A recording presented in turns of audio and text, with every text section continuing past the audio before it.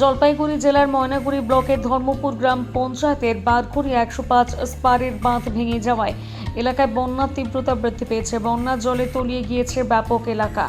এতে করে চরম সমস্যায় পড়েছেন এলাকার বাসিন্দারা। খবর সম্প্রচার হতে তৎপর হয়েছে রাজ্যের সেচ দপ্তর। আজ এই ঘটনাস্থলে ছুটে আসেন রাজ্যের সেচ দপ্তরের মন্ত্রী সাবিনা ইয়াসমিন। তিনি এলাকাবাসীর সঙ্গে কথাও বলেন। জায়গায় আমরা ইনক্রিজ দিচ্ছি, মানে ওই বাস ব্রাঞ্চেস এগুলো একসঙ্গে দেবে আমরা গোল্ডার কিনে একদম করে তোমরা এলাকার ধান পাচ্ছেন দাদা আপনারা ঠিক মতো? ধান বলতে হচ্ছে ত্রিপল, খাওয়া দাওয়া খেতে পাচ্ছেন তো? সব অসুবিধা নেই তো? খাওয়া দাওয়ার ব্যবস্থা হয়েছে? হ্যাঁ, খাওয়ার কোনো বন্দোবস্ত না, এর মধ্যে ডুবে নেই তো চলে। আপনারা ঠিক আছেন? ঠিক আছে। ডিপার্টমেন্ট আপনারা একটা মাস্টার প্ল্যান তৈরি করেন, কারণ আমরা একটা সেন্সিটিভ জোনে আছি।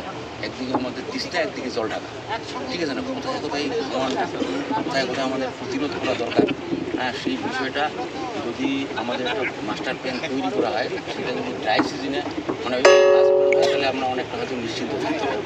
আর এখন যেটা হচ্ছে, এটা মানুষের পাশে বা আমাদের সকলের থাকতেই হবে এর জন্য।